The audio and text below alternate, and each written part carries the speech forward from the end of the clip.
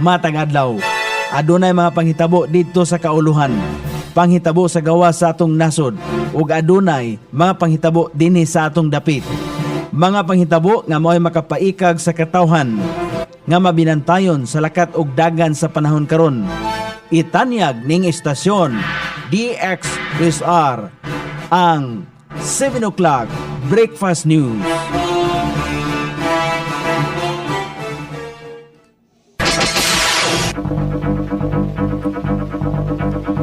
Higala, kumusta? May buntag Iligan, may buntag Mindanao, may buntag Pilipinas. Adlaw Martes karon pitsa 18 ni buwan sa Agosto ning tuiga 2026.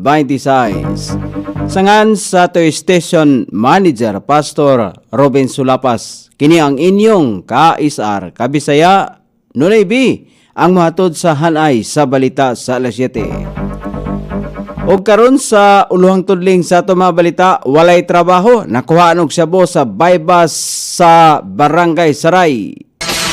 DepEd Iligan nagpatuman og adjusted class schedule kagahapong adlaw. Mayor Siao giawhag ang City Health Office o Gregorio Tilios Memorial Hospital sa pagtinabangay alang sa serbisyong medikal. Top 5 health centers gipasidunggan sa Iligan City Health Office alang sa TB detection rate. Senador Erwin Tolfo ngadto kang Office of the Vice President SDO Acosta ayaw mig ilarah. Guanson misaway sa pamahayag sa abogado sa impeachment trial.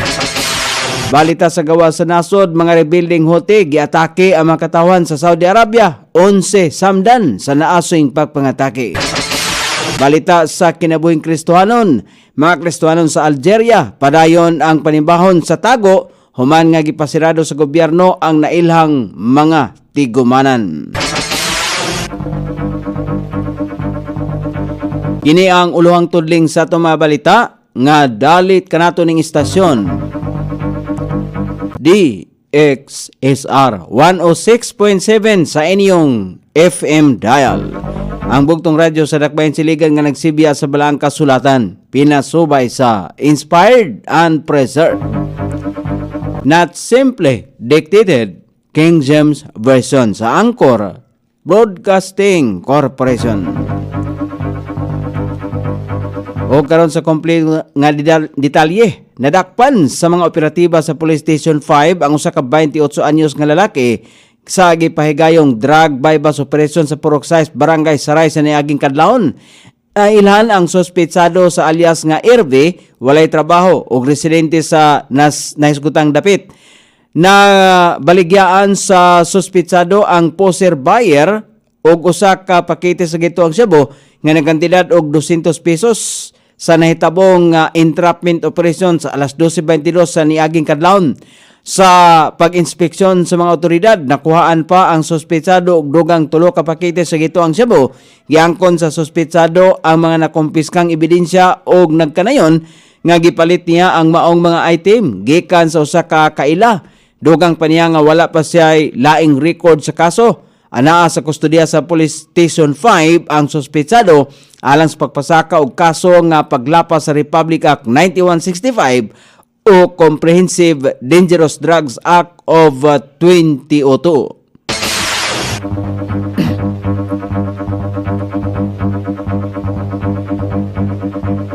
Gipahibalo sa Department of Education, Iligan City Division ang pagpatuman sa adjusted class schedule alang sa mga estudyante kagahapon adlaw Lunes.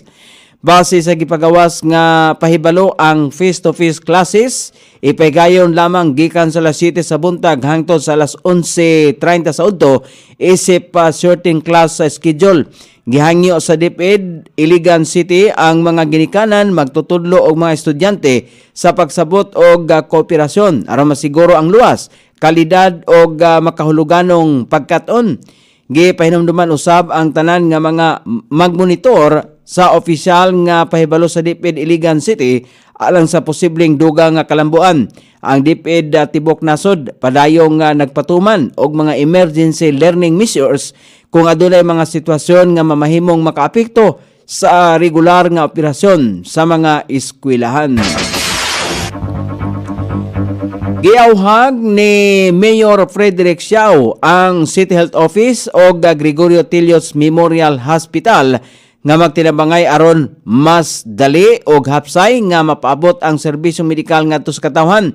Gipamahayag kini sa mayor atol sa regular nga flag raising ceremony kagahapon Agosto 17. Gibutyag ni Mayor Siao nga daghang hagit ang giatubang sa lokal nga health system, rason nga kinahanglan ang pagtinabangay sa duha ka dagkong pasilidad sa panglawas sa dakbayan.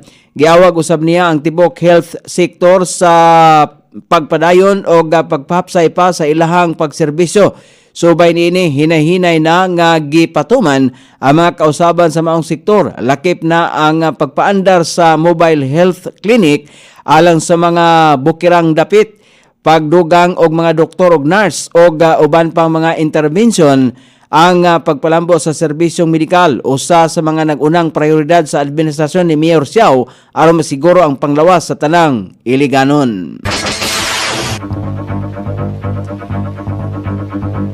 Gipasidunggan sa Iligan City Health Office ang top 5 performing health centers sa dakbayan atol sa flag raising ceremony sa Anaho Amphitheater tungod sa maayong performance sa case detection rate sa tuberculosis pinagi sa active case finding gikan sa Enero hangtod sa Hunyo ning tuiga 2026. Nangulo sa ranggo ang Tibanga Yakap Clinic o MCP sa ilahang 157% nga detection rate, rank 1. Nga gisundan sa Dikilaan Health Center nga nakatala og 150%, rank 2. Bunbunon Health Center nga adunay 137.5%, rank 3. Poblacion Health Center sa ilang 133%, rank 4. Og Villaverde Health Center nga nakakuha og 128%, rank 5. Gipasiugdahan ni OIC City Health Officer Dr. Ardel Castañeda padaihag ang pagtunol sa mga certificate of recognition isip giila sa dedikasyon sa mga pasilidad alang sa pag-abot sa usa ka TB free ang Iligan City. Sa kauluhan, na pulaan o wala makapugong si Senator Judge Erwin Tulfo sa taras sa hostile witness nga si Gina Acosta. Si Acosta mao ang Special Disbursement Officer sa Office of the Vice President nga lumad nga taga Davao City og nagsilbi usab siyang Special Disbursing Officer sa Davao City sa local government unit sa panahon ni Vice President Sara ang mayor sa Davao. Sa tunga-tunga sa pagpangutana ni Attorney Ligutan, mibarog si Senator Judge Tulfo o gisita ang daghang proseso sa pagtubag ni Acosta. Iya ang giapilar kang presiding judge Francis Chis Escudero nga pugson sa pagpatubag sa pinulungang tinagalog si Acosta sama sa iyang pagtubag sa mga pangutana ni House Committee on Justice Chairman Jinky Luistro sa hearing nga nahitabo niadtong Nobyembre 2024. Una nang gipamugos ni Tulfo nga dili unta ilaro ni Acosta ang mga hurado sa korte kay nabasa o gihuptan nila ang transcript sa nakalabay nga House hearing kundiin tulid nga magtinagalog og English ang tinubagan ni Acosta. Gusto lang magpasikat, mao kini ang pagtan-aw ni kanhi kumilik Commissioner Attorney Rowena Guanzon sa mga komentaryong gipagawa sa usa ka abogado atol sa impeachment trial. Gi-question ni Guanzon ang paghisgot sa mga argumento sa social media imbes nga ipresentar kini mismo sa Senate Impeachment Court. Gipunting niya nga adunay mga lagda og ethical sa pagkaabogado nga angay sundon sa paghisgot sa usa ka pending nga kaso gawa sa husay. Gi-question usab ni Guanzon kung nganong naghatag og mga komentaryo sa publiko si Attorney Ligutan imbes nga dad-on ang mga argumento sulod sa proceedings. Sumala pa niya, posible nga ang presensya sa mga kamera mao hinungdan sa maong mga pahayag og sa tinguha nga makakuha og atensyon gikan sa publiko.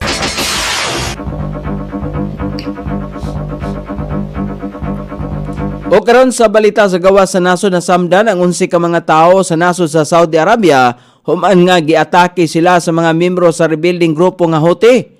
Ang nasod rebuilding grupo adunay mga teritoryo sa nasod sa Yemen ug permi nga nagdawat og tabang pinansyal gikan sa nasod sa Iran.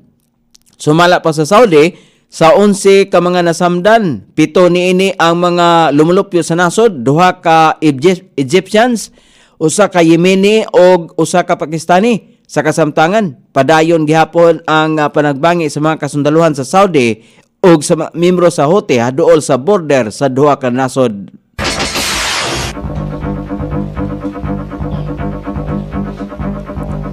O karon sa balita sa kinabuhing Kristohanon, padayon nga nagpahigayon og panimbahon ang mga Kristohanon sa nasod sa Algeria human nga gipasirado sa gobyerno ang mga nailhan nga mga tigumanan sa mga Kristohanon.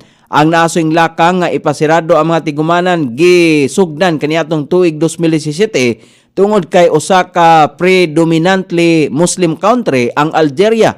Diin 99% sa mga katawhan, mga Muslim. Bisan pa man sa lisod nga sitwasyon, nagpasalamat gihapon ang mga Kristohanon nga padayon gihapon sila nga sa pagpahigayon sa ilahang panimbahon. O karon sa pagmanaban sa kahimtang sa dagan sa panahon, adunay low pressure area nga nasigpatan sa gilayong 1,115 km sa sidlakang bahin sa Northern Luzon, samtang southwest monsoon ang makapiktar sa Luzon ug Visayas. Ang Benguet, La Union, Pangasinan, Zambales, Bataan, Cavite, Batangas, Occidental, Mindoro, Metro Manila, Ilocos Sur, Abra, Tarlac, Pampanga, Bulacan, Nueva Ecija, Laguna, Rizal, Oriental, Mindoro, Antique, Negros Island Region, ubang bahin sa Luzon, ubang bahin sa Western Visayas ug Mindanao ang makasinati gihapon karong adlaw og madag-umon nga kalangitan inubanan sa patak-patak nga mga pag-ulan dala sa southwest monsoon o localized thunderstorm ilabi na sa mga dapit sa kahaponon. Sukod sa temperatura dinhi sa dakbayan siligan, ang kabugnaon na nasa 24 ug ang kainiton mosangko sa 27 degrees sentigrado. Ang adlaw misilang kaniya sa alas 5:43 ug mosawop unya sa alas 6:17 sa sayong takna sa kagabhion.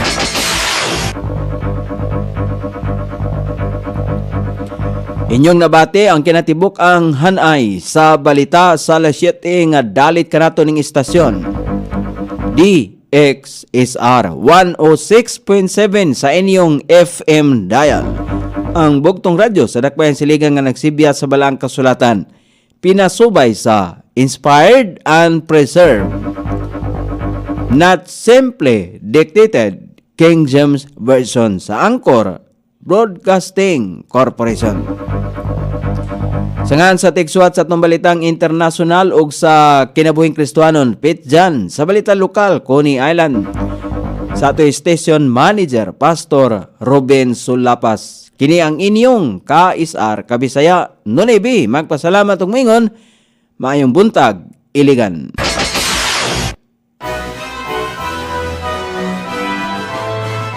Inyong nabati ang 7 o'clock Breakfast News. Hangtod na usab og mga adlaw sa samang takna o sa samang istasyon. Daghang salamat sa iyong pagpaminaw og maayong buntag.